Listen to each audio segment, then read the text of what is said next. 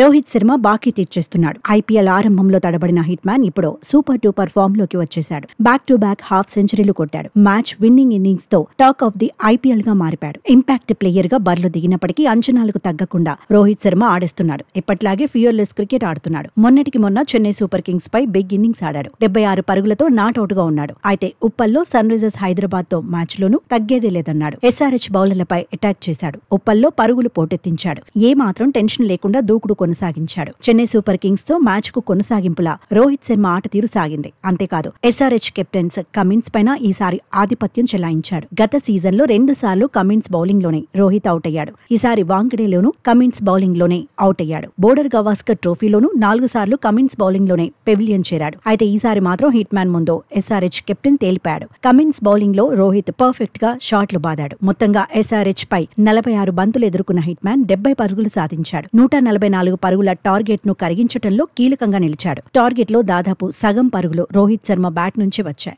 IPL లో 9 సంవత్సరాల తర్వాత hit man back to back half సెంచరీలు కొట్టాడు. ముంబై ఇండియన్స్ కు బూస్ట్ ఇచ్చాడు. రోహిత్ సూపర్ ఫామ్ లోకి రావడంతో ఇప్పుడు ముంబై ఇండియన్స్ కూడా ఖుషి అవుతోంది. తర్వాతి మ్యాచ్ల్లో హిట్ మ్యాన్ చెలరేగితే ఎంఐకి తిరుగుండదని నమ్ముతోంది. సన్ రైజర్స్ హైదరాబాద్ తో మ్యాచ్ తో రోహిత్ శర్మ చరిత్ర సృష్టించాడు. ముంబై ఇండియన్స్ తరపున 266 బాదాడు. ఈ ఘనత సాధించిన తొలి ముంబై ఇండియన్స్ బ్యాటర్ గా రికార్డుల్లోకి ఎక్కాడు. ఓవరాల్ గా చూస్తే ఐపీఎల్ లో రోహిత్ శర్మ 298 సిక్స్లు సాధించాడు. ఐపీఎల్ కెరియర్ లో హిట్ మ్యాన్ తొలి 2 సీజన్లలో డెక్కన్ చార్జర్స్ తరపున ఆడాడు. ఆ జట్టు తరపున 51 సిక్స్లు కొట్టాడు. ఐపీఎల్ లో ముంబై తరపున 244 సిక్స్లు సాధించాడు. ముంబై తరపున ఛాంపియన్స్ లీగ్ లో 16 సిక్స్లు బాదాడు. టీ20లో ముంబై తరపున ఎక్కువ సిక్స్లు కొట్టిన జాబితాలో రోహిత్ తర్వాతి స్థానంలో కీరన్ పోలార్డ్ నిలిచాడు. పోలార్డ్ 258 సిక్స్లు కొట్టాడు. 127 సిక్స్లతో సూర్యకుమార్ యాదవ్ 3వ స్థానంలో నిలిచాడు. హార్దిక్ పాండ్యా 115 సిక్స్లతో 4వ స్థానంలో ఉన్నాడు. ఇషాన్ కిషన్ ముంబై ఇండియన్స్ తరపున 106 సిక్స్లు కొట్టాడు.